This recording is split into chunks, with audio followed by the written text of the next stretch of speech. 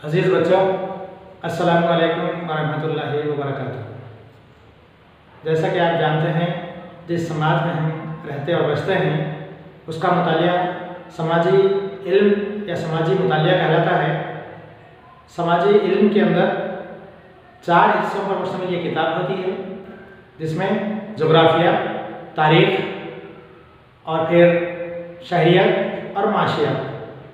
अब हम हिस्सा शहरियत के मज़मून इंतखाबी मराहिल पर कुछ जानेंगे, पढ़ेंगे, सीखेंगे। तो बच्चों, जिस तरह से कि हमारा हिंदुस्तान एक वसी व अरीज़ मुल्क है, लंबा चौड़ा बहुत बड़ा मुल्क है, और फिर यहाँ का जो हुकूमत का तरीक़ेकार है, हुकूमती तरीक़ेकार, वो दरअसल जमहूरी तरीक़ेकार है। इस बड़े मुल्क के अंदर इंतखाब करवाना, इलेक्शन करवाना एक बड़ी भारी जिम्मेदारी और फिर बहुत बड़ा टारगेट या हदफ का काम है। लिहाजा इसके लिए एक इदारे की ज़रूरत होती है। तो हिंदुस्तान में जो इंतखाबात हुआ करते हैं वो इलेक्शन कमीशन ऑफ इंडिया की ज़ेर निगरानी हुआ करते हैं। तो इलेक्शन कमीशन ऑफ इंडिया जो है दरअसल 25 जनवरी 1950 को उसका क़याम अमल में लाया गया। 25 जनवरी 1950 में उसका क़याम अमल में लाया गया। और ये जो इदारा है वो इदारा दरअसल हिंदुस्तान के अंदर इंतखाबात को मुनक़्क़द करवाना, और फिर ये जो इदारे की हैसियत है दरअसल आइनी हैसियत है, और ये इदारा खुद मुख्तार इदारा है। आइनी हैसियत का मतलब यह है कि दस्तूरी तौर पर यह इदारा हुकूमत के कंट्रोल के बाहर हुआ करता है। इसके ऊपर किसी किस्म का हुकूमती कंट्रोल नहीं होता है। और फिर जैसे कि दीगर और इदारे हैं, मिसाल के तौर पर minority commission of India, green tribunal of India, और फिर दीगर इदारे जो होते हैं, उसी तरह ये इलेक्शन कमीशन ऑफ इंडिया भी एक कॉन्स्टिट्यूशनल और या आइनी इदारा है। इसके अलावा जो दीगर इदारे होते हैं वो स्टैट्यूटरी यानी कानूनी इदारे या दस्तूरी इदारे होते हैं। अब इन दोनों में फ़र्क क्या है कि कॉन्स्टिट्यूशनल इदारा जो है, आइनी इदारा जो है, इलेक्शन कमीशन ऑफ इंडिया है, ये जो मुस्तकिल इदारा है, इस पर हुकूमत का कंट्रोल नहीं हुआ करता, इसीलिए तो इसको खुद मुख्तार इदारा कहते हैं। लेकिन दीगर जो इदारे हैं वो स्टैट्यूटरी इंस्टीट्यूट्स या ऑर्गेनाइजेशंस होते हैं जो कि हुकूमती कंट्रोल के ज़रिए असर, हुकूमत के ज़रिए निगरानी ये काम अपना अंजाम देते हैं। इनकी अफ़ाल और इनकी सरगर्मियाँ हुकूमत की अपनी मनसूबाबंदी के तहत हुआ करती हैं।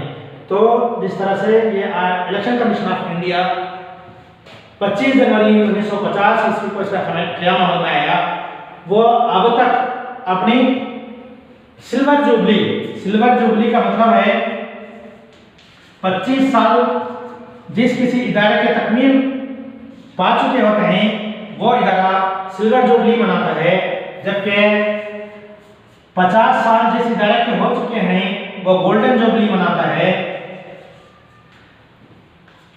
और फिर 60 साल जिस इदारे के हो चुके हैं वो डायमंड जुबली मनाता है।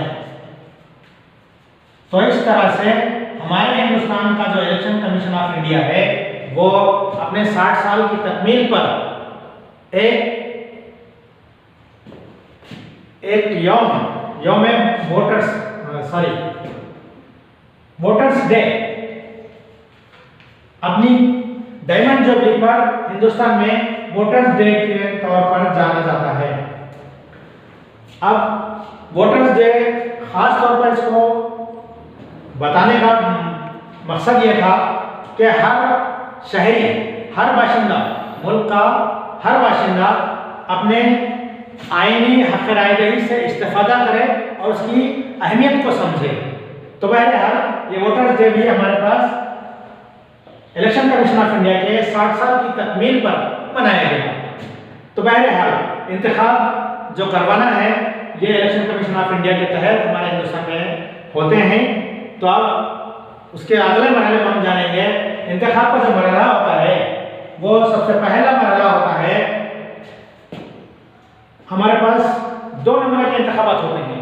एक इंतखाब होता है आम इंतखाब। आम इंतखाब का मतलब यह है कि सारे मुल्क में या सारी रियासत में या सारे जिले में एक ही मरतबा मुअय्यना मुकर्ररा मुद्दत में उसका इनेकाद अमल में लाया जाता है। जैसे हमारे पास इलेक्शन होने के लिए एक मुद्दत मुकर्रर है, हर 5 साल को एक मरतबा इलेक्शन हुआ करता है। जबकि इंतखाब का जो तरीक़ेकार है और एक तरीक़ेकार है या दूसरा जो किस्म है वो ज़ुमनी इंतखाब की सूरत में है। ज़ुमनी इंतखाब का मतलब ये होता है ऐसा इंतखाब जो किसी के वजीफे, किसी के इस्तीफे पर या किसी की हिलाकत पर या उस सीट के खाली होने पर महदूद इलाके में किया जाता है, महदूद इलाके में मुनक़द किया जाता है। अब ये जो इलेक्शंस हुआ करते हैं, दरअसल उसका सबसे पहला मरहला फहरिस्त राय दहिंदगान होता है, वोटर्स लिस्ट।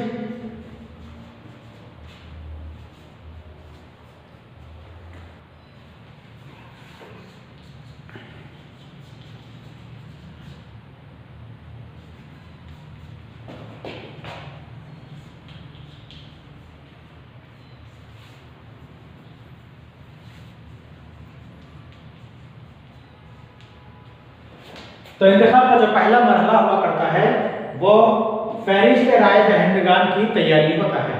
अब हिंदुस्तान एक वसी व अरीज मुल्क है, बहुत बड़ा मुल्क है, तो इसके अंदर फहरिस्त राय दहिंदगान की तैयारी का जो उसूल है वो ये है कि हुकूमती कारिंदे, हुकूमती मुलाजमीन, हुकूमत के रज़ाकार घर घर जाकर पूरे मुल्क की सतह पर हर मकान की तफसील को लेते हैं, जिसे मरदमशुमारी के नाम से जाना जाता है। तो हमारे हिंदुस्तान में मरदमशुमारी दरअसल हर 10 साल को एक मरतबा मुनक़द की जाती है। जैसे मिसाल के तौर पर 2011 में मरदमशुमारी हुई थी, तो फिर दोबारा 10 साल के बाद यानी 2021 के अंदर हमारे मुल्क में मरदमशुमारी का अमल शुरू होगा। इसके अंदर फहरिस्त राय दहिंदगान जो हैं, इलेक्टोरल रोल जो है उसके अंदर शमूलियत के लिए लाजमी तौर पर किसी भी बाशिंदे को, किसी भी शहरी को 18 साल की उम्र तकमील करना जरूरी होता है। जिस किसी बाशिंदे की उम्र 18 साल होगी वो फहरिस्त राय दहिंदगान में शामिल होने का या अहलियत का हामिल होता है। तो अजीज बच्चों, हमने अब तक जो कुछ सीखा है, जो कुछ पढ़ा है, उसको एक मरतबा फिर दोबारा दोहराने की हम कोशिश करेंगे। तो बच्चों, हिंदुस्तान में इलेक्शन कमीशन जो कायम हुआ उसका क़याम 25 जनवरी 1950 को क़याम अमल में लाया गया और यह आईनी इदारा है।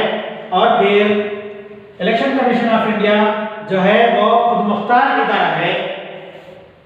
और फिर दीगर इदारे जो होते हैं वो कानूनी इदारे होते हैं जो हुकूमती सरपरस्ती में चलते हैं, हुकूमत की मनसूबाबंदी के तहत चलते हैं, जिसको बर्खास्त भी किया जा सकता है।